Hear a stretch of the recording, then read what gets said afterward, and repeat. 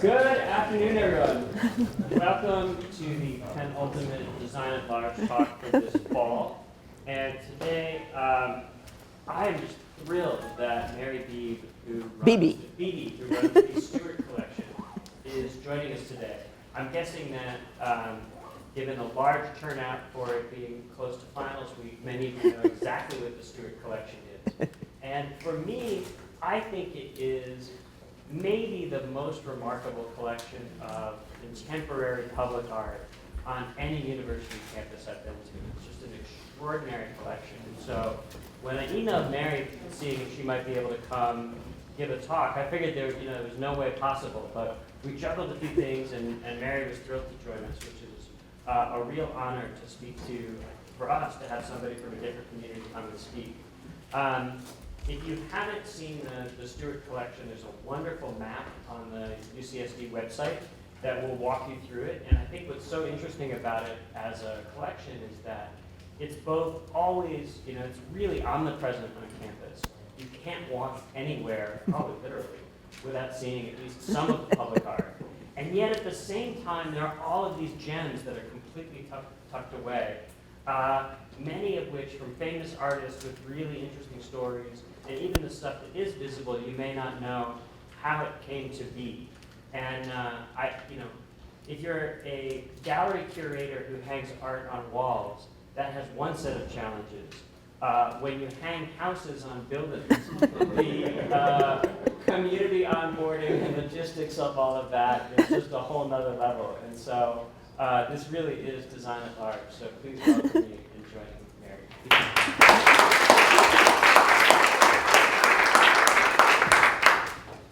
Thank you, Scott. That was really nice.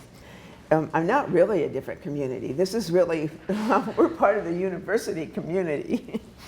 I guess I should start. I can go on and on and on and tell too many stories, so if you get really bored and want to leave, feel free. James Stuart Silva, in the early, mid-70s, moved to La Jolla with his wife from New York. And he had begun collecting art. Excuse me, this is going to be too hot. They had collected some art, and he actually, as a 50th birthday present to himself, he took a year off from his business, which was being very successful, and went to Columbia and took art history. He got so enthralled with the history of art and the world of art that he decided there had to be Michelangelos today. So he went about, trying to explore that. And they also walked around the campus. They didn't want to buy a bigger house. They didn't want to really be collectors.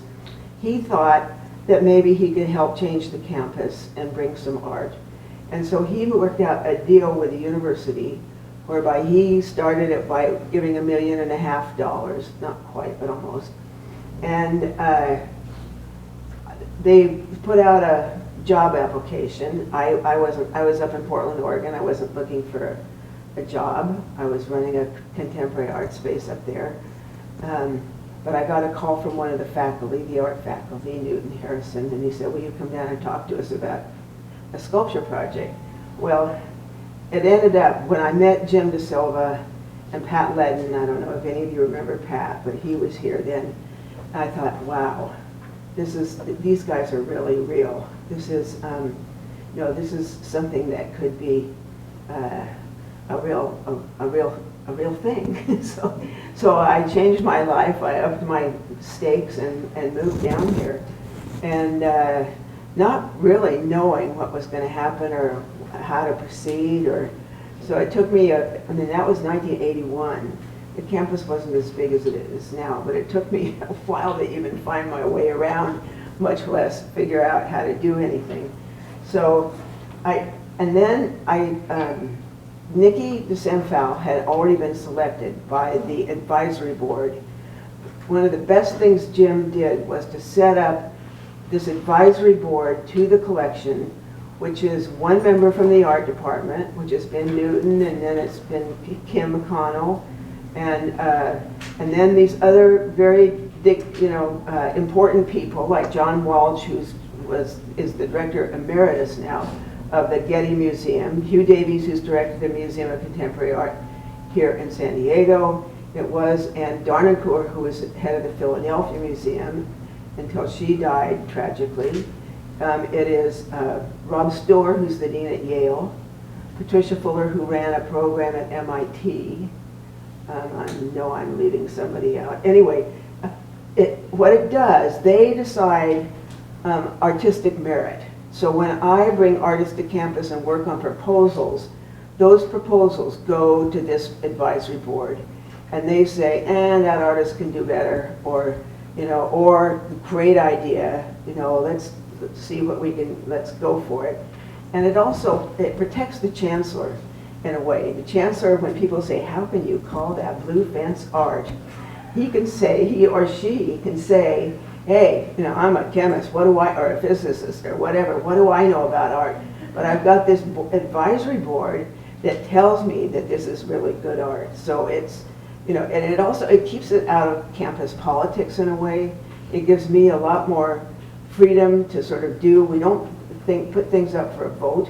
Can you imagine if we had the campus vote, or even the faculty vote on these projects? It's not. It's just this advisory board who have spent, the people who've spent their lives thinking about these things. So anyway, that was really smart and has been very helpful. I work for the chancellor. You know, I don't work for the art department. I work for the chancellor, and it has been really helpful. Well, before I even got here, the advisory board had selected Nikki de Saint Phal as the first work. So my first job was to figure out how to get this bird here to San Diego and how to build the arch. Nikki had sent us a little it's about this high and said out of styrofoam and said, just build this 6 times as big out of concrete.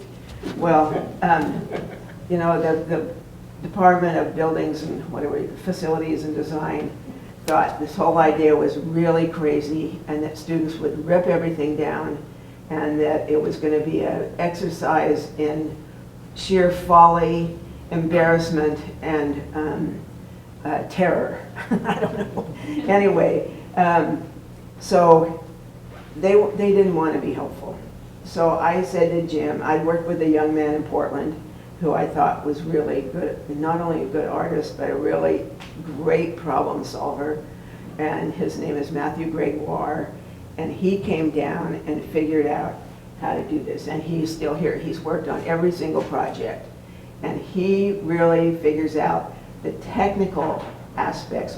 He works with the contractors and the, you know, the structural engineers and all that kind of stuff, while I raise money or do a lot of other stuff too. But anyway, Matthew really did figure out how to make that arch bigger.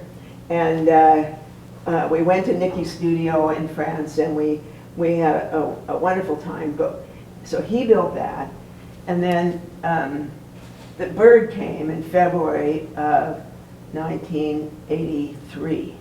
And it came in an open slatted crate down the freeway on a big truck. You could see the bird in there. Pat Lennon and I drove up and followed it down for a ways. It was quite a scene.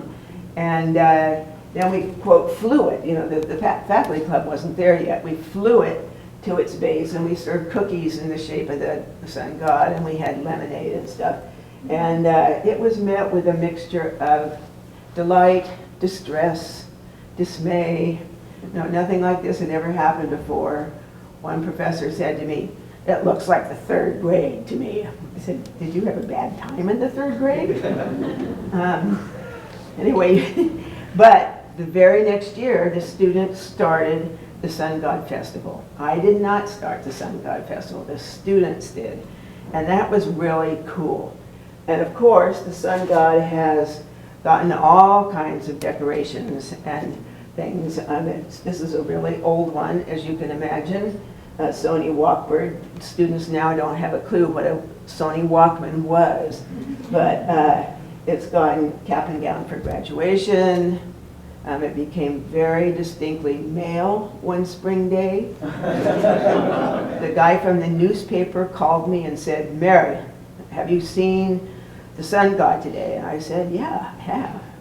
He said, "Well, are you waiting for help from the School of Medicine to take that down?" I said, "No, some students went to a lot of trouble to get it up, and I think I'll just leave it there for a while." I said, "Won't you put a picture in your newspaper?" And he said, "We're a family newspaper."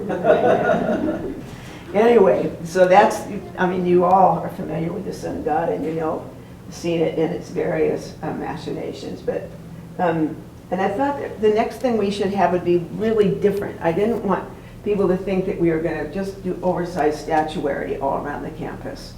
And what I had been hired to do, in a way, was to work with artists. We didn't want to do another Murphy Garden like UCLA, which is a great, great place and a wonderful thing. But I wanted to work with the artists. That's was always been my passion, and I didn't want to go around buying things. So I asked Bob Irwin to think about what he might do. And he actually, who's a great California light and space artist. I don't know if you all know, but he's really, he's now 80. I hate to say it, I think he's 87. But he's still going strong, and he is doing things all over the world. Anyway, he came here, and he spent some time on campus just walking around. And what he loved was the way the light played in these eucalyptus groves, the way it moved through the groves, and the way the trees changed and the light changed, and how it was different in the fog and in the bright sun. And so he did this scrim, which he'd been working with scrims for a while. He put it up, he calls it 2 running violet V-forms. I like to say that every decision he made in this work is based on qualities that existed in the grove. So you can sort of see here, well, in the next one you can see better, actually, that it, oh no, you can, sorry. I was going to say that it plays off the rows of trees. You know, all these trees have been planted in rows by the railroad for use to make into railroad ties, which didn't work out. But we have the legacy of these groves, and they're really, the way that they have a kind of calming, quiet effect, and the smells are kind of great. So he wove these 2 running violet V-forms through the grove. The stainless steel poles don't compete with the trees. They kind of blend in and come and go. It changes pretty dramatically, you know, from something like this to something like this, and it changes as you walk through it. It changes as the sun goes over. It changes with the seasons. Here you can see this one element, one stripe or strip going right down the center of the rows of trees. So he harks to all the qualities that exist in that grove. And I say it's also like a ribbon of sky brought down into the grove, maybe. You see the shadows of the trees on it sometimes. It also causes you to look up at the sky. And the little plants that are around sometimes, I think they're going to bloom pretty soon, are purple plants, and they're, it's just ice plant, which is one of the few things that grows under eucalyptus. But they change, you know, with the season too. So, you know, it's been thought, a lot of people thought it was athletic equipment or science equipment. There was a rumor that it was a giraffe catcher, and somebody said, "You have trouble with giraffes up there?" I said, "Not anymore." So it's not any of those things. It's not badminton for giants. It's not, it's just there. A student said to me not so long ago, he said, when I first came to campus, I wasn't really thinking about art. He was at an art opening, you know, at the gallery when it existed. But he said, I came to campus and I saw that blue fence, and I thought it might be art. I thought it might be art. And I love that. You know, that makes my heart go pitter-patter, because it means that somebody's paying attention and there's something different going on.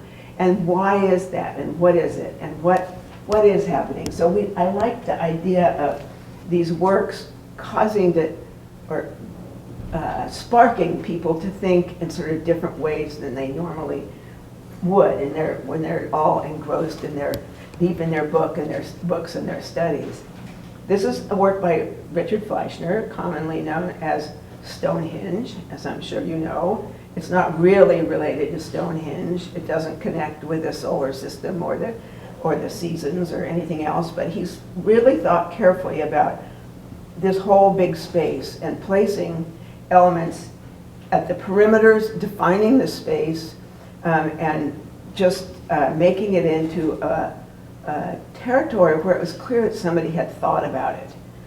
So you have these different stone elements, granite elements. There's actually 2 colors of stone that are just all for people to sit on and read or dance on or whatever. You know, they're very carefully put in, and they kind of frame different views that he thought about. Here you can see the 2 different colors. You've got the warm brown of the ground and then the gray blue of the sky.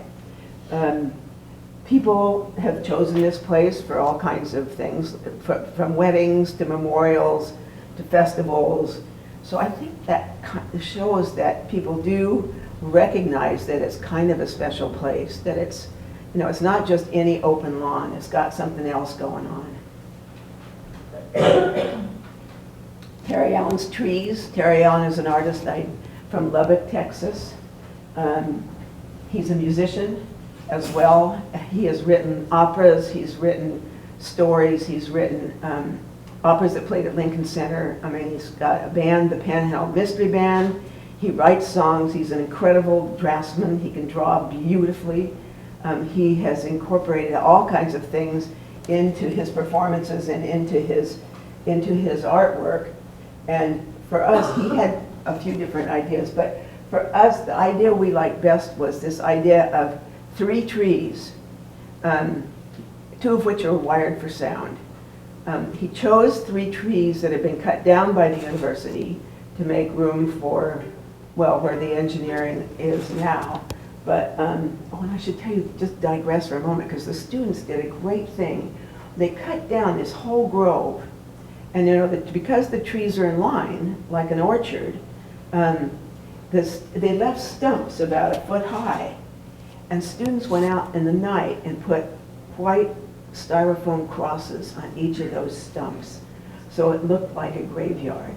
It gives me goosebumps still to think about that. It was so amazing when they did, to sort of protest this taking down of these trees. But anyway, Terry chose 3 of those trees that he really liked, the shape of. And we wired 2 for sound. The music and poems story, the music and songs tree, and then the poems and stories tree. And they're placed back in the grove where a tree had fallen. So we had them creosoted like telephone poles so they wouldn't rot.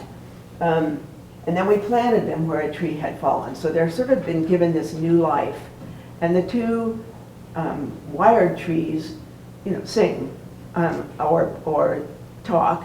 There are periods of silence. Terry didn't want it to be like music in an elevator that you heard all the time. So there are periods of silence, so you might not hear them, you might notice them, or you might not, or you might hear them and not have noticed them, which is very strange. And of course, the old idea if only trees could talk is something we know, but we don't expect to actually happen. So there they sit in the grove. They've been there since 1986, working 24/7. I love it when students come to me with stories of bringing their visiting friends and taking them down into the grove. This silent tree was originally up closer to the library, but in 92, well, it was finished in 92, but in the early 90s when they added on all the underground part of the library, we took this tree down and stored it over across 5. And then when they finished, and they had the building and the entrance and all that all finished, I was having lunch with now his name just slipped out of my head, but the then new librarian, who's not the librarian anymore. It'll probably come to me, and I said to him, by the way, one of the things we're going to do is put the tree back in, and then we're going to put it right at the beginning of the long walk going down. He said, oh, no, we nixed that. Well, nobody has the power to nix anything other than the chancellor. But it's not in my interest to tell him that he doesn't have the power to nix anything. So I took a deep breath and went into my spiel. And at the end he said, well, you've been very convincing. I've changed my mind. I think the tree should go in there. But you're going to have to convince the deans. Well, the deans had obviously met with him. I said, well, will you help me set up a meeting with the deans? And he said, yes, he would. So I met with him. This is probably late 91 or something. And they were skilled. There were 4 guys. There was the one woman dean, Marjorie, couldn't come. They were in a really cross mood or something. It's an ugly dead tree, they said over. It's just an ugly dead tree, we don't want it. I said, well, ugly like beauty's in the eye of the beholder, and not everybody's gonna think it's ugly. Oh yes, everybody's gonna think it's ugly. I said, well, there are a lot of ways to think about this tree. It's silent, compared to the others, so it could be about the importance of silence in the library or in our lives, or it could be a tree of knowledge out there by the library. No, it's just an ugly dead tree. I said it could be a tree of dance. We've got poems and stories and music. This could be, it's the most graceful. It could be a tree of that dance. No, they weren't buying into anything. I finally said, listen, it could be a tree that commemorates all the trees that have been cut down to make books. Oh, that gave them a little pause. But they just kept saying, ugly, dead tree. Ugly, we don't want it. It's ugly, dead tree. And I finally said, listen, we're at a university. It's our job to expand ways of thinking, and definitions are a lot, and thinking of expanding definitions is a way of doing that. I said, for instance, if you invited people to your house for Thanksgiving turkey or roast chicken, you'd get a whole different response than if you invited them for dead bird. One said, I give up. They kept saying, the fire, I said, we'd run it by the fire marshal, they had all these other things, but we'd already taken care of. They said, Stan said, I give up.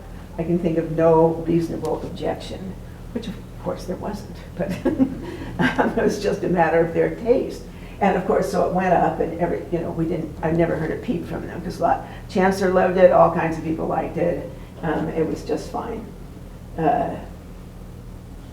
I saw a Cooper's hawk sitting in it not long ago. That was pretty cool. We had to stabilize some of the branches a couple of years ago. And the guys at the Scripps machine shop, Scripps Oceanography Institution, helped us fill it with acrylic. It was the small branches up there that were in trouble, because they've got nails in them. And anyway, but it's all there now. I don't think everybody notices it. Once I was walking around, some students said, what is this? This is a tree. I said, yeah, it's a tree. They said, it's never been here before. I said, how long have you been here? Anyway, they were totally surprised. But one of the things I like to say is art is about paying attention and thinking about your environment and what's around. And if you notice things, then your life can really be enhanced.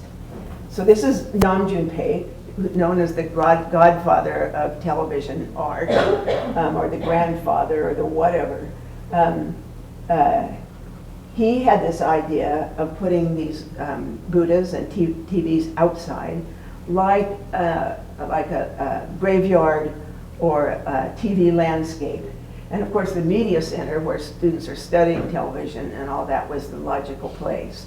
So even though the chancellor wasn't too keen on having disintegrating televisions around, the media department were very happy to have the first major permanent installation of Nam June.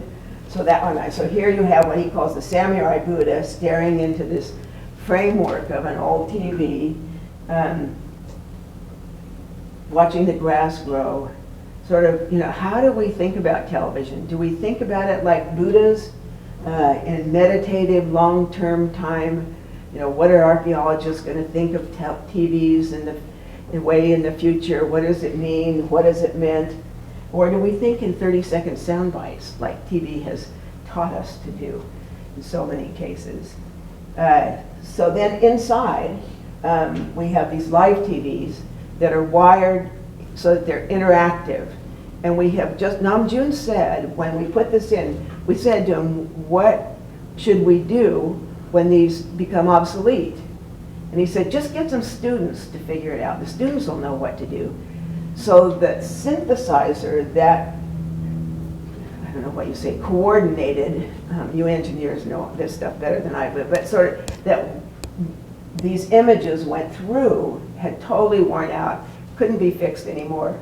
And we were at our wits' end. We were told that there was just nothing to do. But we got 2 engineering classes. Matthew did mostly, working with them. And so now they've been made interactive so that you can do things from your own computer. You can do it when you're there. There's things that you can push, but it's all been sort of reinvented. The most important thing to Namjoon was that it was interactive, because he said, I want the students to have as much influence on this work as TV is going to have on them. So anyway, it's now working again, and anybody can mess with it. And there are all the outdoor televisions that you can play with. And you can't really play with them, what am I saying? But you can look at them and think about them.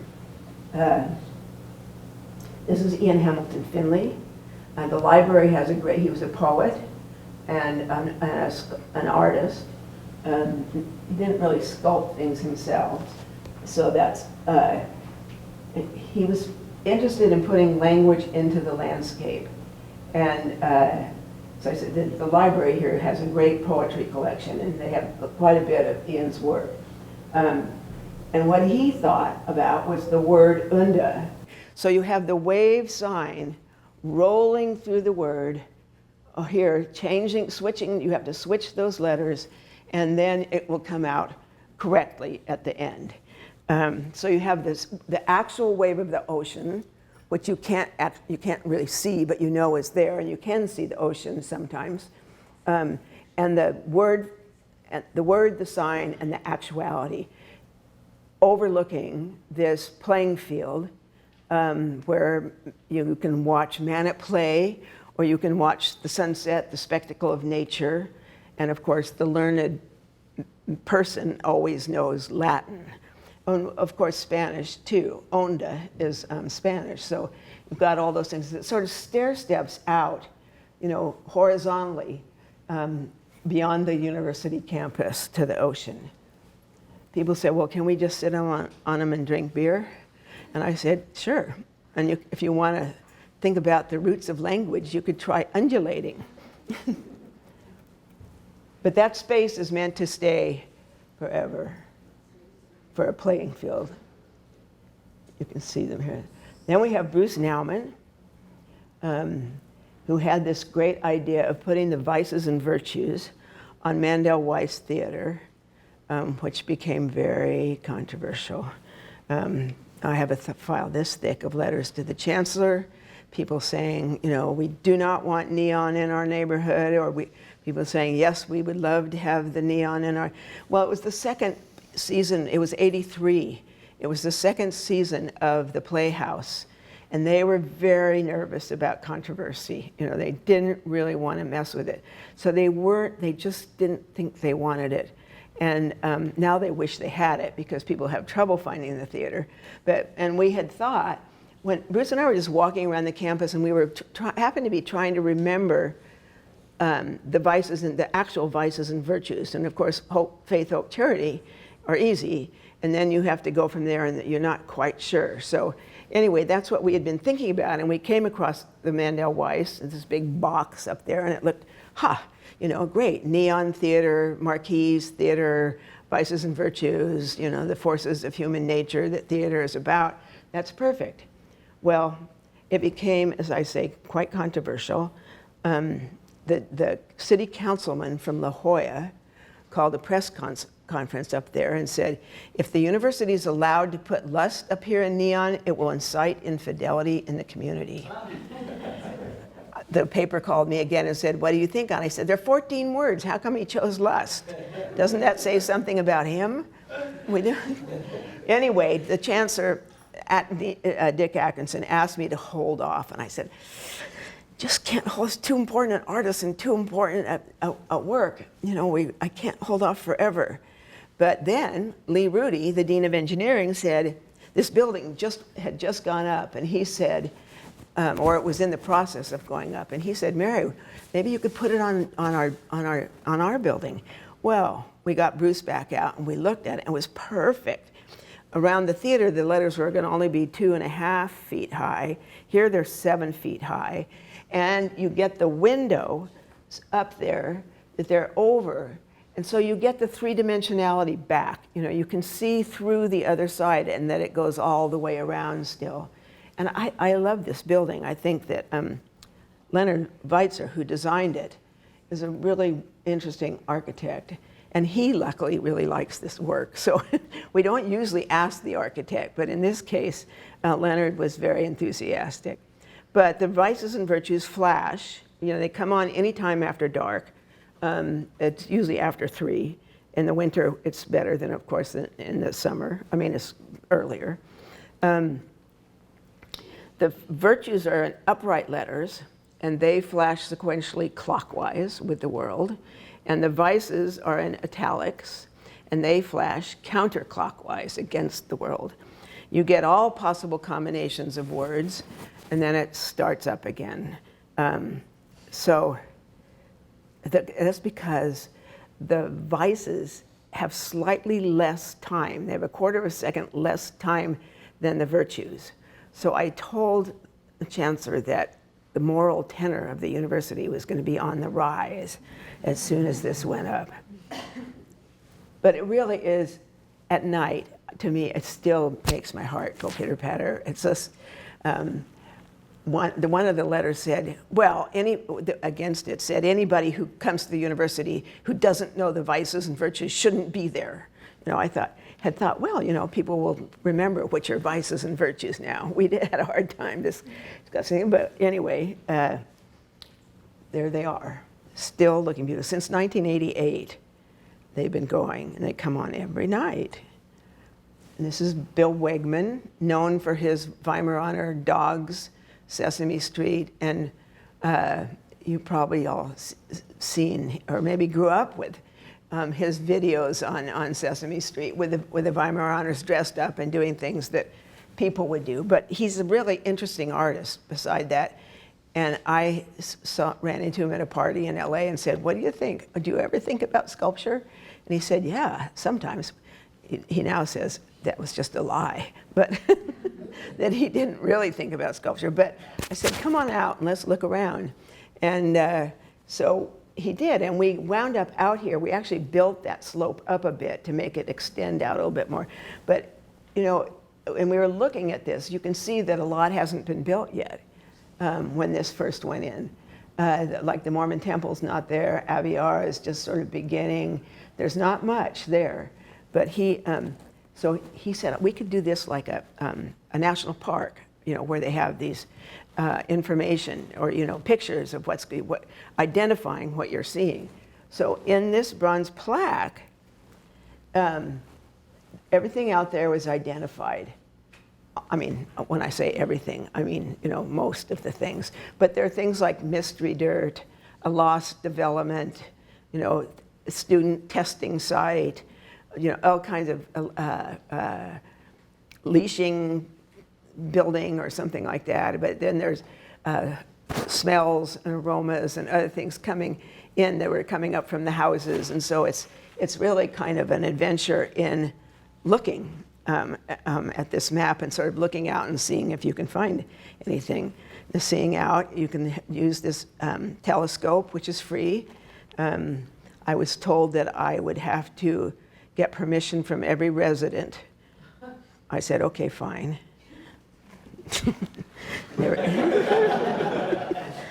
Didn't do it. Sometimes you just have to make compromise. Anyway, then now here it is here with the Mormon Temple. And so you can see what it was like there in 1987. And we've never had a complaint from anybody about somebody trying to look in their window through the telescope. But people get married out here, the theater people practice out here. It's just kind of a little bit of national park in there. There's a drinking fountain, and we went around to the various parks, Torrey Pines and various parks, trying to check out what everything looked like, so we could bring some of that into this scene. And the stones are all San Diego stones.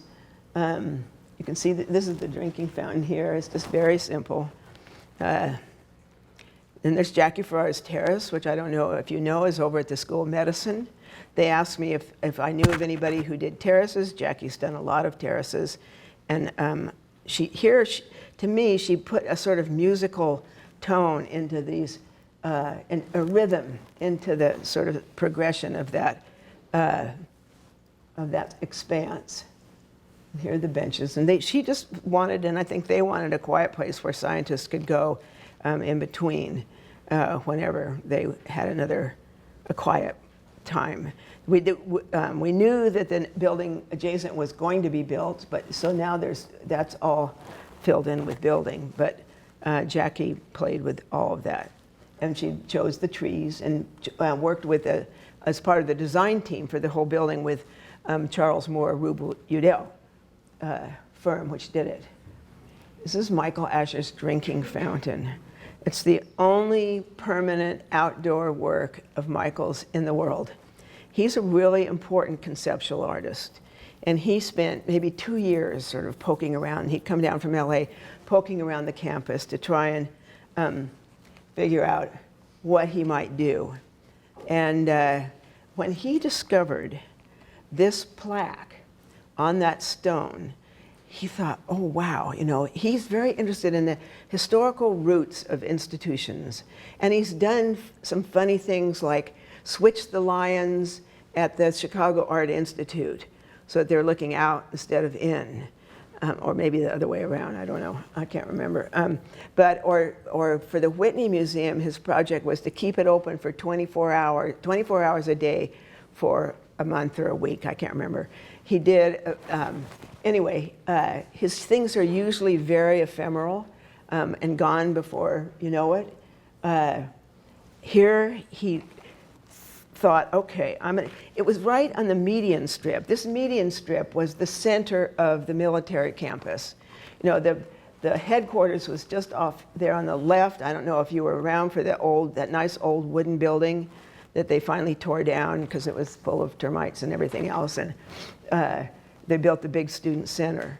But this strip, historically, was the center of everything that went on here before 1964, when it was turned over to the university.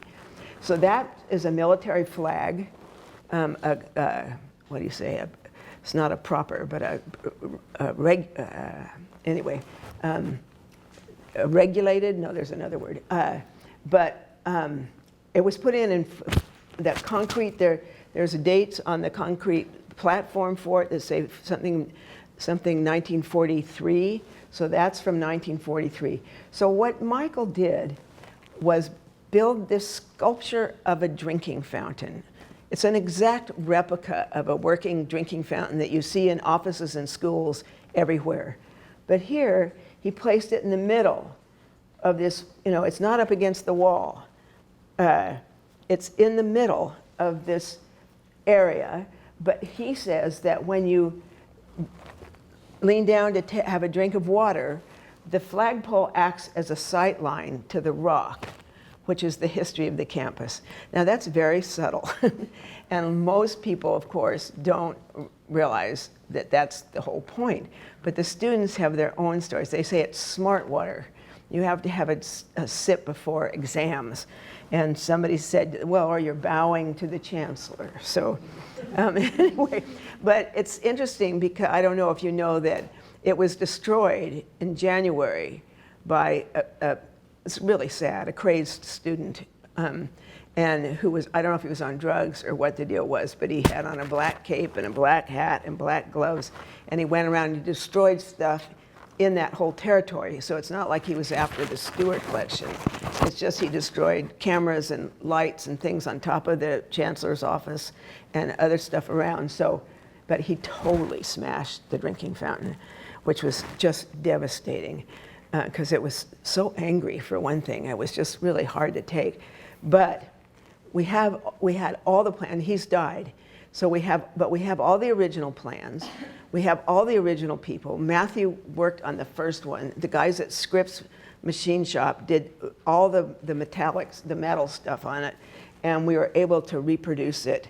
And with the blessing of the Michael Asher Foundation, who are actually going to give some money to the library to buy more Michael Asher books and catalogs and stuff. And so it's now back and working. And it was nice because people, the guys installing it, again, Scripps, said that lots of people stopped and said how happy they were to see it back. Now, I mean, people were writing their theses on Michael Asher, et cetera, et cetera. So anyway, that's sort of like a fountain with a secret. This is Jenny Holzer's green table. A table is to come together, to eat, to learn, to whatever. And this table, of course, has writings all over it from Jenny. So she wanted to cover it like a, what did she say? She wanted to have it covered like a tattoo lady with all these writings that were all hers. She doesn't use her own anymore, but she uses other poets and things who she thinks are better. But these are really kind of cool sayings. I mean, I don't know if you've ever looked at them, but it's, what urge will save us now that sex won't? Fathers can be tyrannical. Abuse of power comes as no surprise. Expiring for love is beautiful but stupid. And there's all kinds of moods. She chose things from different series. She has a truism series, and she has, another one is Protect Me from What I Want. That's one of my favorites. Anyway, from all of her different series. So people do rubbings, which is really sweet. It's her own, I think it's her only table in the world. She's done lots of benches, but this is on the tabletop and the bench top. It's the snake path, drawing for it. Here's the snake path head by Alexis Smith. Again, this is when the library was being expanded underground. And Alexis had this idea of doing a snake, the serpent of knowledge from the Garden of Eden, an actual path winding up to the library, which we thought would be great. And the library loved the idea. So it took a while to build this and to raise the money. But the tile guys that we hired all got, it was in the 80s, late 80s, and when the Depression was on, or the recession, or whatever we call it, they got T-shirts that said Team Snake. And so they were very proud that they were working on this snake. And it winds, as you know, up there. But the tail wraps around this path as if it were the branch of a tree. When you see images of the Garden of Eden, the snake usually has, it's wrapped around and coming down with the apple to offer to Eve. Then, of course, we have the little Garden of Eden up there. And we have the book, the Garden of Eden. I don't think I have a picture of the Garden of Eden. I tried to shorten this. But the book that has this quotation from Milton's Paradise Lost on it. Wilt thou not be loath to leave this paradise, yet shalt possess a paradise within thee happier far. So that sort of sets up the metaphor for the university as paradise, but you have to go forth in the world. And in the Garden of Eden is a bench, a marble bench or granite, carved with a quotation for Thomas Gray that says, "Yet, ah, why should they know their fate, since sorrow never comes too late, and happiness too swiftly flies." Thought would destroy their paradise. No more. Where ignorance is bliss, 'tis folly to be wise. So you have that. So you can sit in the garden and be innocent and ignorant, and then you have to go out and face the world. And one of the things I love is that when you go out and face the world, you come out of the library at night with your newfound knowledge and having lost your innocence, and you encounter the vices and virtues, the forces of human nature that did not exist in paradise. We have Elizabeth Murray's Red Shoe. Elizabeth Murray's, I thought asking a painter would be fun to have the hand of a painter somewhere in the collection. And Elizabeth, to me, is one of America's great painters. And so she was very influenced by Disney and, well, a lot of other artists, but, and the idea of animation and moving things. So this shoe looks kind of like it's running through the forest. But of course, the question is, where's the other shoe? You know, it's very Mother Goose-like, but it's also kind of quizzical. Kids can play in it, use it like kind of a fort. I don't know if that happens, but there's a new bicycle path that's going to go through right near it, so it'll get much more exposure and light. And I think it's kind of fun to have the crane guy said it looks like a duck. But, you know, the yellow shoelace is coming down out of it. Does that look like a duck? Maybe. Then we have this over at the School of Medicine, Kiki Smith, who is thinking about the body and what it, you know, we all have a body, but our bodies are very different, and but they influence us in very subtle ways that are hard to know. But here, she's got this woman, obviously, you know, female, but not sexual in any way, with her hands out in this very vulnerable pose, sort of Madonna-like, or Virgin Mary, or she thinks a lot, she's Catholic, so she's thought a lot about Christian iconography. And she's got the water's coming up through the tree column and then down back to the ground. The tree column was made from a dead eucalyptus tree that we had cast. What I love is that you can see in it, not in this picture, but you can see the beetles, the lines of the beetles that probably killed it. So you have a kind of memento mori, and they look like vessels or veins or arteries, and then as the roots go into the pond, they look kind of like veins and vessels do. She's very calm, you know, medicine and dignified. Medicine can help you, but not always. Skin is vulnerable, and in what she called me from the foundry before it came here, and she said, "Mary, I've done a surprise." I thought, oh God, you know, what has Kiki done? Because she is known for, she's done some really great works, but, you know, with water coming out of every female orifice, and feces coming out in the form of glass, but that's at the Whitney Museum. But so I thought, oh dear, it was hard enough to talk the School of Medicine into this. Now what do I do? But she'd put these little starfish up into the bodice, and they're in the shape of the constellation Virgo. She had seen the constellation Virgo, an image of it pouring water, a woman pouring water, and also it connects her to the sky. That's Kiki had started thinking about the celestial happenings and stuff, so she wanted to connect her to the sky. So that's what she did. And you can see here she looks kind of grim, but the birds drink out of her hands, which is really nice. Here are the roots coming in, looking like flesh or bones. The sound of the water coming down too is really quite wonderful. Okay, this is John Baldessari. John is another artist who grew up in National City. He has taught at UCLA for years. He's become one of the most well-known figures in art around the world. And I said, he said, Mary, he kept saying, Mary, I'm not a sculptor. I said, I know, but you've taught here, you're an important artist, we need you, you've been an important teacher, and I know you can think of something. So he came and we wandered around, and he was thinking about doors. He really wanted to do some Ghiberti-like cast bronze doors with the sort of morals of the time on them depicted, and that we just couldn't make work.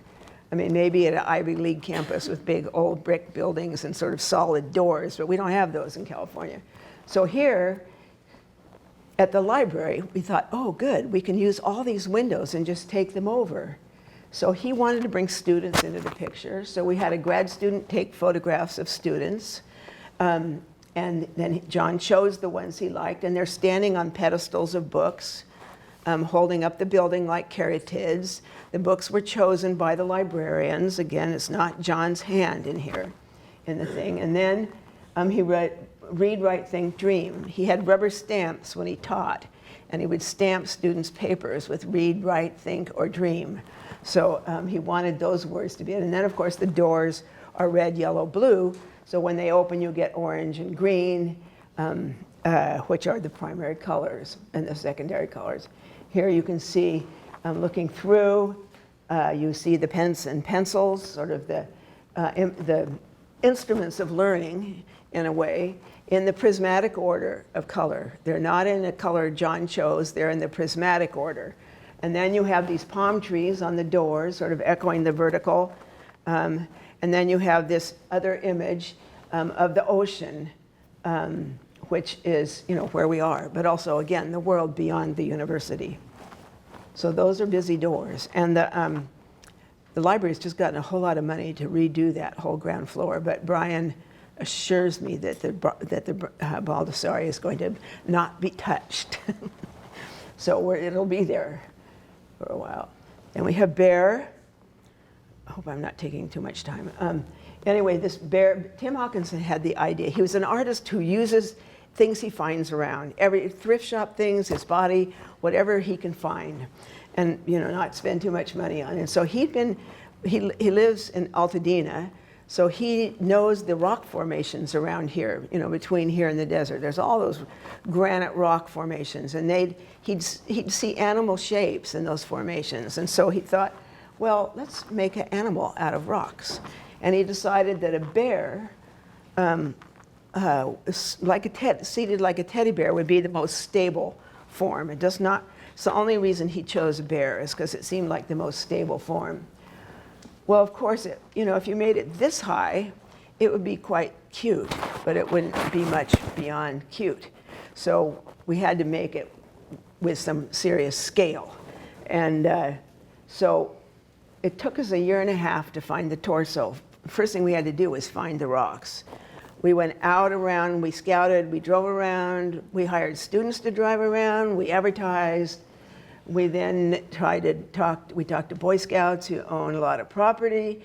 We talked to ranchers. We talked finally to the Pala Indians who said, can't take any rocks from our land, but we have an old quarry that we're not using anymore, and you can take whatever you want from there. We went, and there was the torso above ground, because you see them, but you can't get to them. You couldn't get a crane to them. There was the perfect torso just waiting for us. So Tim and Matthew chose a lot of rocks from around there. And then we stored them off campus over by the shake table. And the torso weighs 217,000 pounds. It had to come back down from Pala on an 18-axle truck, the one that moves the shuttle, in the middle of the night with a 4-car police escort. My husband and I followed it down. It was quite amazing because, the truck could only go like 35 miles an hour. And so it was quite a scene with these flashing lights and this big, huge rock. And then Tim, that arm with the 13 on it weighs 33,000 pounds. It's not like Tim could mess around with the rocks, on this site where they were stored. So we had to think of some way for him to figure it out. And so Matthew had the idea of having the rocks scanned. You can sort of see these lines of the scan that go there and there.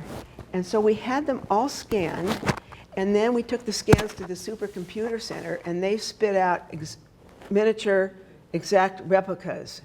So we could send a whole box of just miniature replicas of all these rocks to Tim, and then he could figure out exactly which ones he wanted and how he wanted them to go together. And then we had to find a construction company that would install them and make them earthquake-proof. So that was another challenge. But here they are. This is the day that we had to wait for this hall. Where are we now? Atkinson Hall to be finished. This building was just finished. And then to get their trucks and their porta potties and all the stuff out of the center courtyard there. We worked with the landscape people who were doing the plan. And then the structural Pacific Southwest Structures was the people who figured out how to make this bear earthquake-proof, etc. So you can see here, this was the scary day. This was when they brought the big rock in. But you can see this is about 7 feet deep. And I don't know if you can really tell, but there's a metal plate down in there that's going to attach to this metal plate. It was attached to that rock. We had 2 300-ton cranes at the site, one to lift it up off the, horizontally. And you can still see, well, you can't see in this picture. Okay. Well, you can, right? Never mind.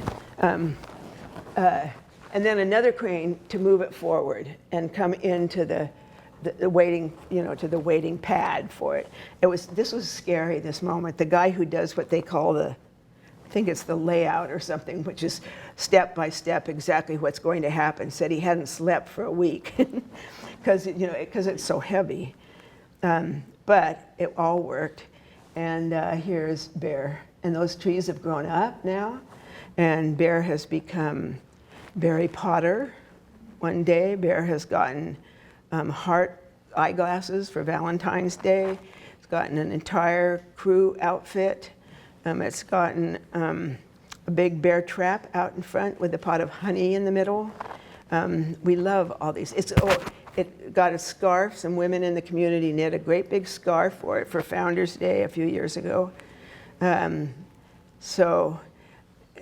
this sign was out there but it was put up by the cups, the cups stand there, the coffee stand people, but somebody stole it, so it's not there anymore, sadly.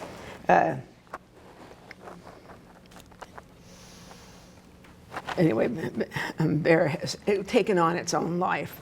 Then this is when the Rice Center East was being expanded. The architects came to me and said, we have this huge wall we don't know what to do with. Do you have anything to do, any ideas? And I thought immediately of Barbara Kruger because she's fabulous with graphics and with scale, and she taught here for 5 years before she went to UCLA.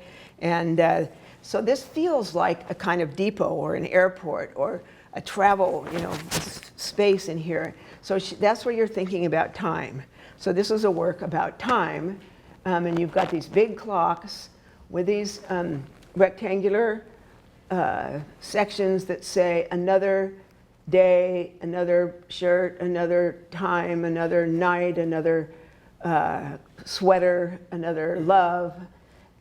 So it's sort of how you measure time, by another car, when you got your car or whatever. So that's a clue. And then you have these two, where the red is, maybe you know this already, but they're what's happening right now, this instant. Those are Reuters and news readouts to what's happening this minute. And then in the floor, there are these echoing rectangular terrazzo things with quotations from famous artists. Well, only one famous artist, Andy Warhol, but other quotations. My favorite is one of my favorites is the H.L. Mencken that says, "Puritanism, a haunting fear that someone somewhere might be happy." I don't know if you've noticed. And then my real favorite is Borges. I have always imagined that paradise will be a kind of library. Love that. Anyway, we get to Fallen Star, finally. And then I'm going to talk. Is everybody okay? Does anybody have any questions? Okay, I'm marching on. So Doho Sa. Doho is an artist whose work I first saw in New York at PS1. It was a silk house. It was a skin of a house. And it was obviously an Asian house. And it was hung from the ceiling. And it was sort of drifting. And it just blew me away. I followed his work for a while. He did more house things. And he did a lot of other stuff that were amazing. And he did this traditional Korean coat.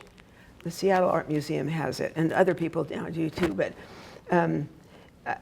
that he made. It's a beautiful gown. I don't have pictures of all of those, but that he made out of soldiers' dog tags.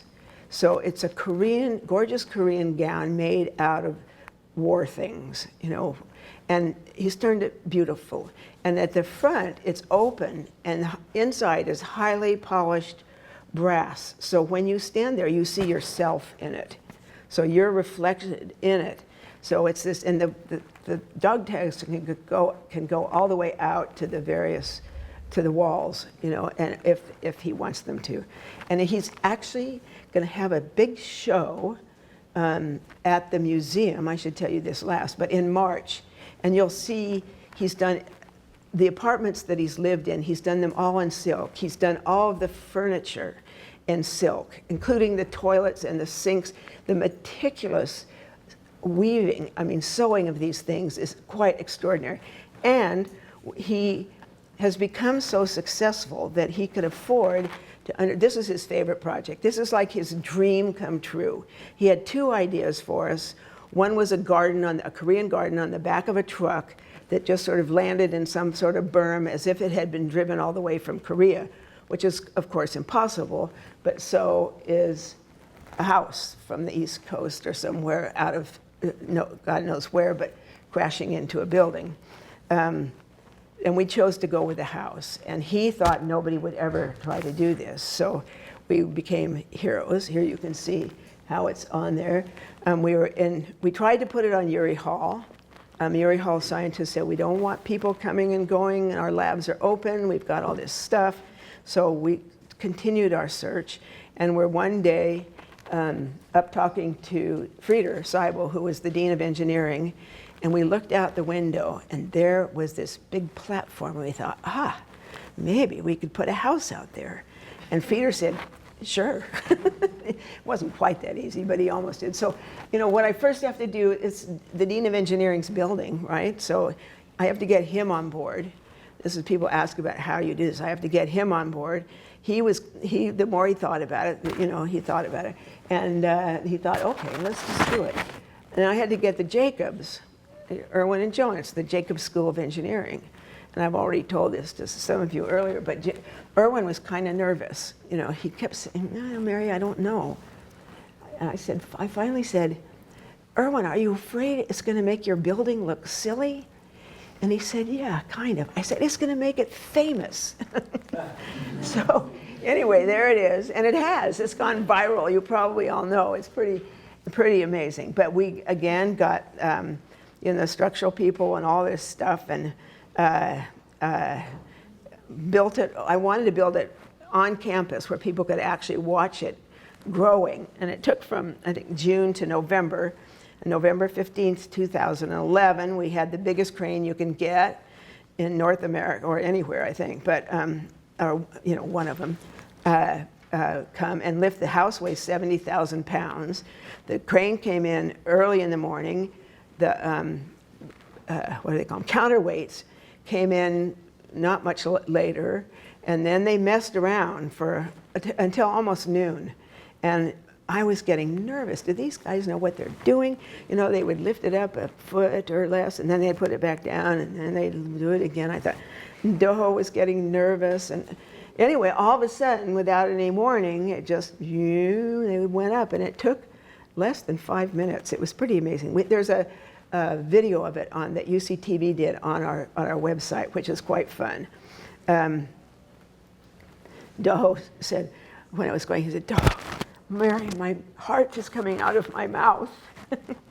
Anyway, he's doing this movie, as I was saying, that's a full-length feature movie about the building of this house, which is really cool. And we're going to premiere it when the museum has, in March of 2016, when the museum has this big show of his. And that show was put together by a group in Austin, Texas, Austin Contemporary they're called. And they asked me last year to come out and talk about the Stuart collection.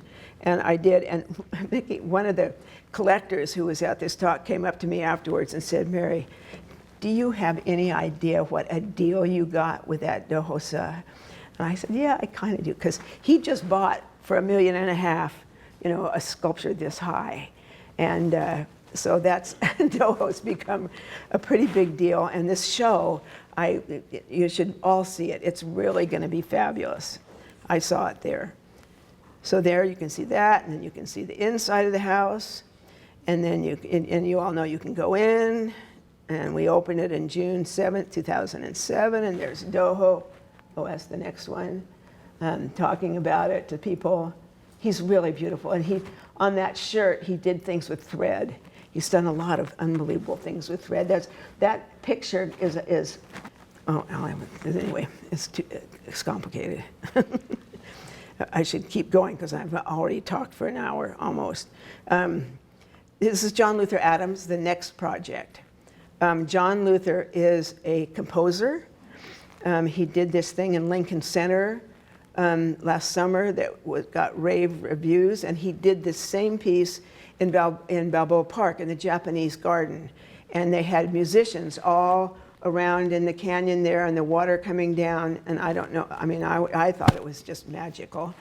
And what he's doing for us, he also got a Pulitzer. The Seattle Symphony commissioned him to write a symphony, which he did. They played it at Carnegie Hall last year, 2014, and he got a Pulitzer.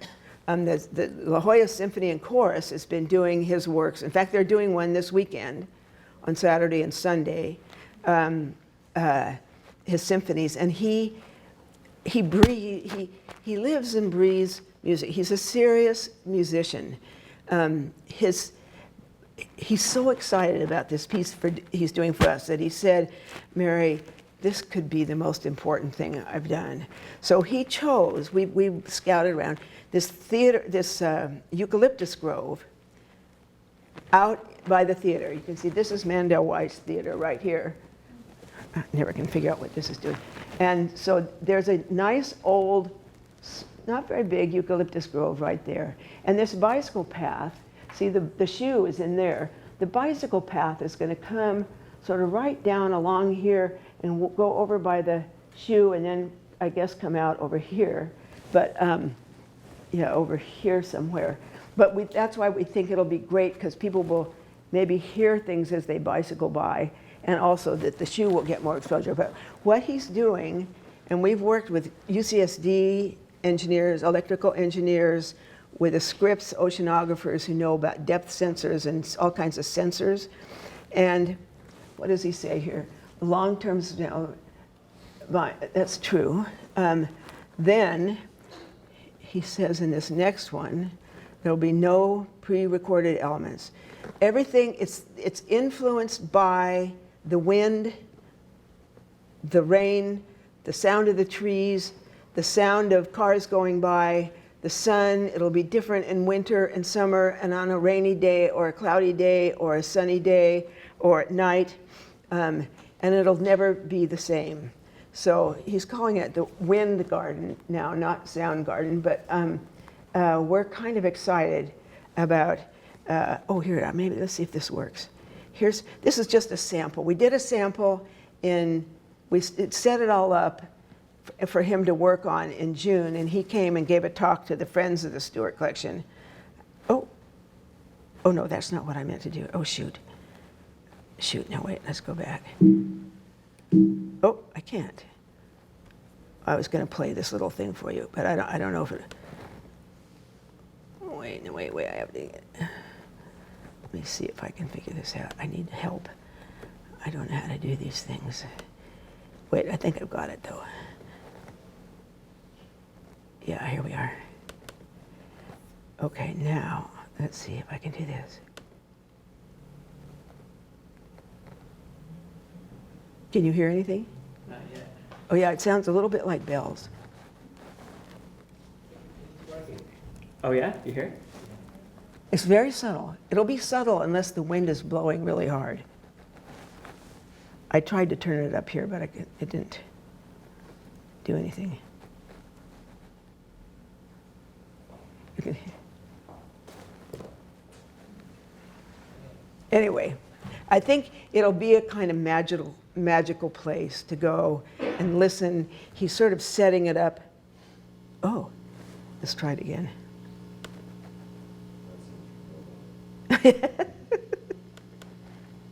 No, it's not working anymore. Okay, but I think the feeling that you get when you're surrounded by this work is that sort of like you're a part of something bigger and that everything matters. You know, everything feeds into this.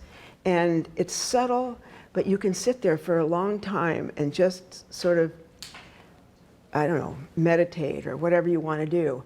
Just listen to these sounds and wonder where they come from or how they work or whatever.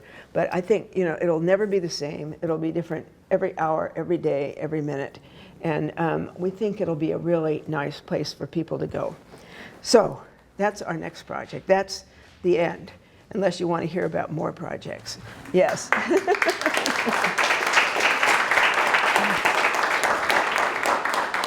I hope it's managed, the whole collection has managed to sort of change the feeling of the campus a little bit.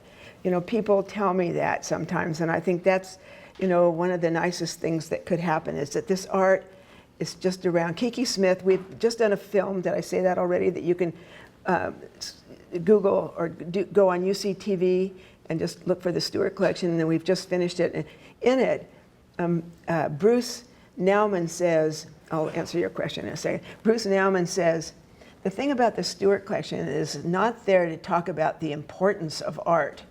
It's just there.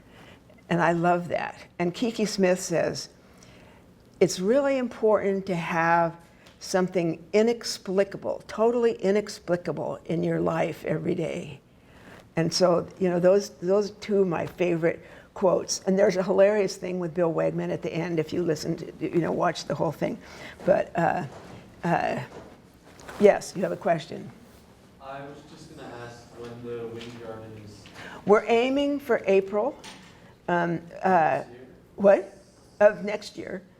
Yeah, the only thing that would slow it down is El Nino, because we can't be installing it in the rain. It'll be fine once it's installed, but we'll have wires and stuff out there, so we can't work when it's raining. So if it doesn't rain, we'll have it in April.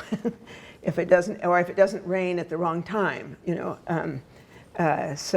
Yeah, we'll have that's our hope. I'm still raising money, but we're almost there. It's $700 and some thousand. We have time for one more. Maybe I'll take inviter's prerogative. So one thing that's amazing for me about the Stuart collection is the fact that people hang out on so much of it. You know, if you think about like a Rodin sculpture, you don't get, you know, students lounging on it doing their algebra homework. And so the fact that, you know, like, I was thinking about that walking in this morning, that there's always kids climbing on that bear. And Yeah. that makes it is like a lot, it's more woven into the university than it is like a don't touch me. Yeah. Well, I've tried to get that kind of art. You know, I asked Richard Serra early on, because he's a friend, and we'd had a show of his in Portland. And he wanted to do some things that just, you know, I said, we can't do it. I kept saying, think Pistoia, which is this Italian collection where he's got a beautiful outdoor piece that plays with the hillside. And, you know, I think this campus is not city enough, and it's not urban, and it's not country. And so we just didn't, you know, it never worked. He wanted, you know, most of all, he wanted this Salk Center. He knew that was not possible, but, you know, he has no small ego. And then he wanted an easement on Genesee. And said, you know, it's just not going to happen. You know, it's just, we're never going to get an easement on Genesee, so forget it. Anyway, so we've had a lot, you know, we've had a lot more proposals than we've done. And they fall apart for various reasons. I mean, Martin Purrier wanted to do a suspension bridge over the canyon, but the canyons, to stabilize it and make it possible, you would have had to put so much concrete that it became a millions of dollars project with, really engineers. And he said, that's, you know, let's just not do it. And, you know, well, I can't do $1 million, I mean, more than, you know, million multiple works. And I keep saying we're not going to do any more that are so expensive. And then they just get more expensive. So we just keep going anyway. So thank you all for listening. I hope you enjoy the Stuart collection and tell everybody you know. And thank you.